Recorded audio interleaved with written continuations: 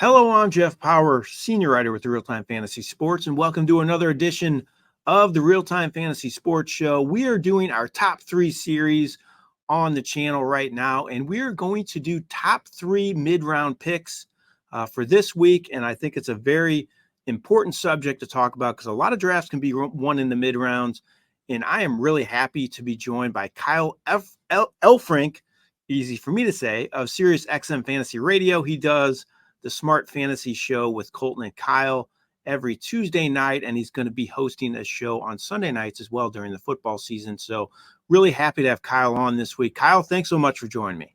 Absolutely, Jeff. I see your St. Louis background. I do not have the beautiful St. Louis background, but for those who don't know, both Jeff and I are St. Louis guys. So a little bit of a Midwestern vibe tonight.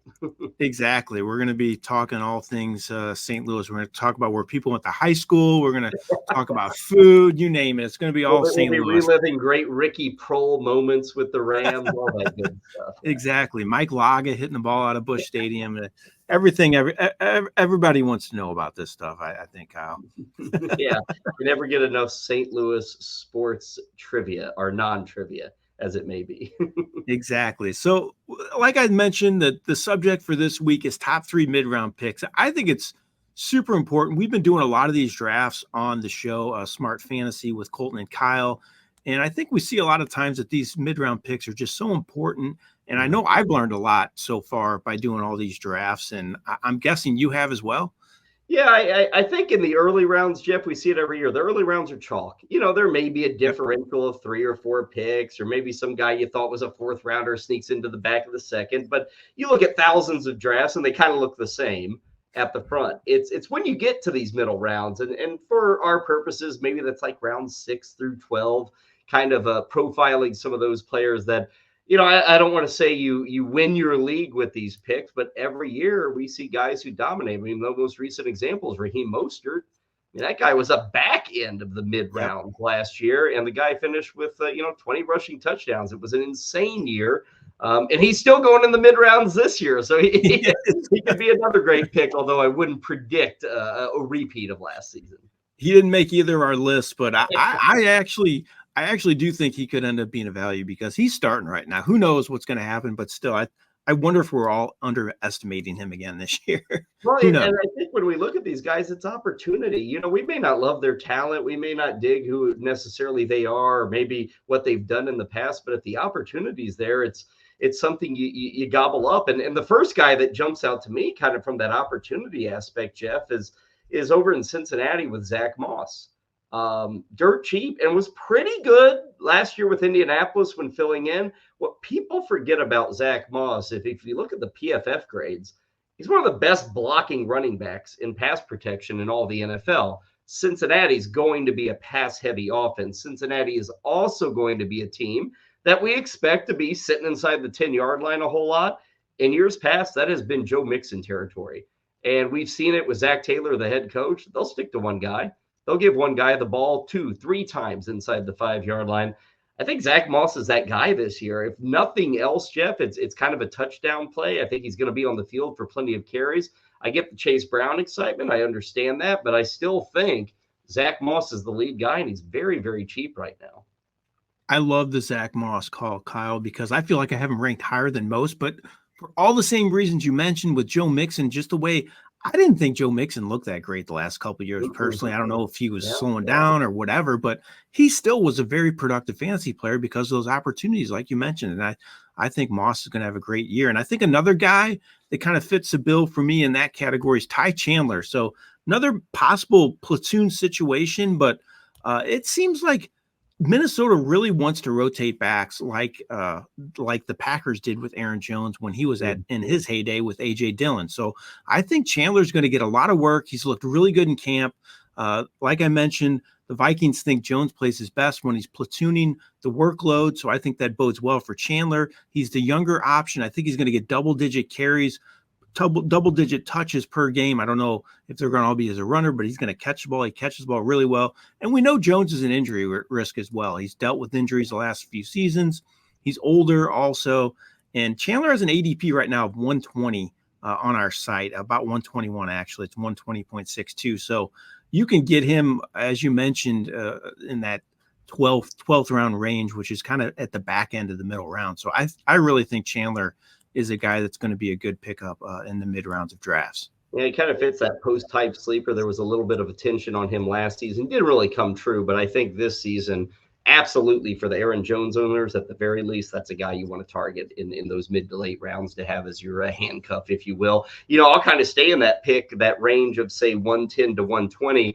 I'm going to throw a QB out there, Jeff, Jared Goff of Detroit. And the reason I throw him out there is look at the top end of your drafts, folks, and you tell me, how many Lions are you seeing up there?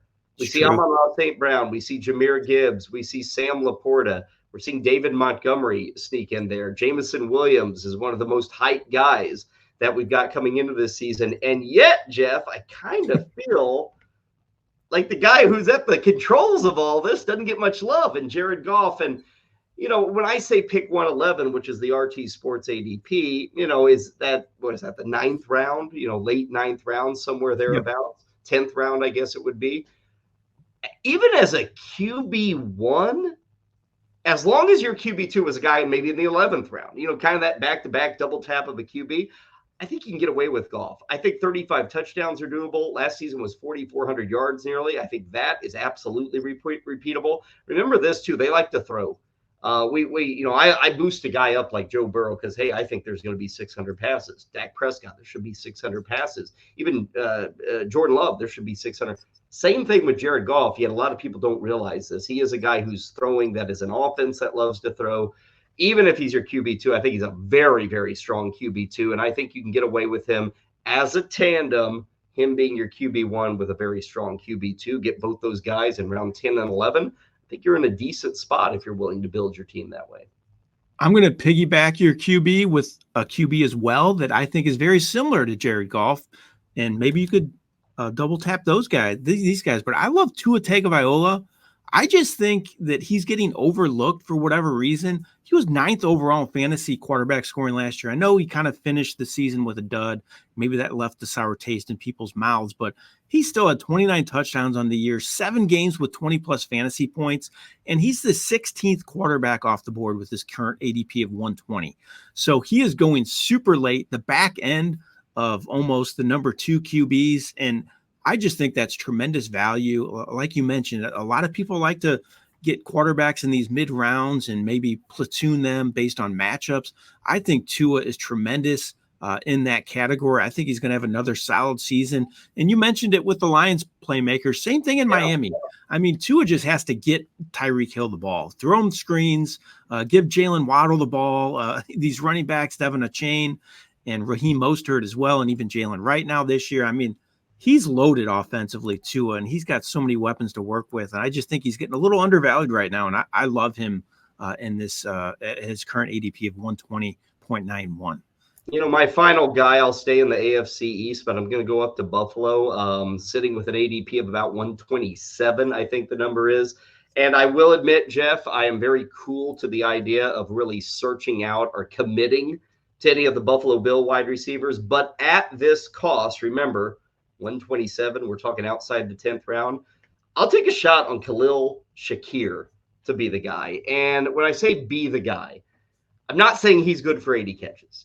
I'm not saying even he's going to be the best Bills receiver. What I'm saying is you get to round 11, I don't know if there's going to be a better receiver available in round 11. Buffalo is searching for receivers. They're searching for anybody with a pulse.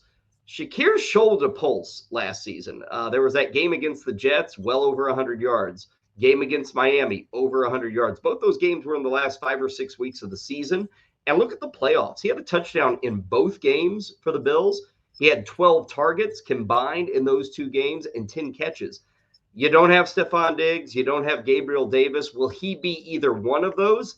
I'll be honest with you, Jeff. He's not going to be Stephon Diggs. I think he can beat Gabriel Davis. And we were seeing Davis go into the 6th round, 7th round in years past. Shakir in the 11th, sign me up. I think it could easily be 60 to 65 catches, 800 plus yards, and a half dozen touchdowns for him this year.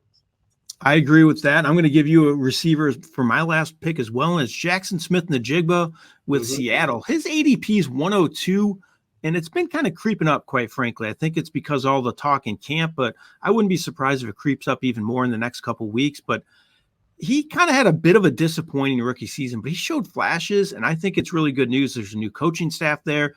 We're hearing all this talk of tons of motion in their offense, and Smith-Njigba is a guy that's moving around a lot. So I think they're trying to put him in advantageous situations to catch the ball. I really like him to rack up a lot of catches in his role this year in Seattle. Tyler Lockett's getting older. I know he's been so steady through the years, but I think he's finally starting to show signs of decline a little bit. And I think Smith-Njigba is ready to take that role as the number 2 pass catcher in that offense. And I love his value at this point of the draft. And I feel like I've been getting a lot of stock of him. Yeah, especially in PPR. I think he'd become the third down guy for Seattle. It's not going to be DK Metcalf too often. I think Lockett at 32. God love the career, but hey, you're 32. We saw a bit of the wear and tear last year. I think Smith-Njigba is a wonderful call to kind of conclude our mid-round grabs that we like for this season. Exactly. Kyle, I really appreciate you coming on and spending some time with me to talk about these top 3 mid-round picks. Again, if you want to catch Kyle, he is on SiriusXM Fantasy Radio, the Smart Fantasy Show with Colton and Kyle every Tuesday night. You can catch them, and I'm usually on there as well. It's always a good time. There's a power hour. Of course you're on there. Exactly. Well, Kyle, thanks again for coming on. I really appreciate it. Absolutely, Jeff. Good to talk some football and good to do it with another St. Louis guy. Take care, okay?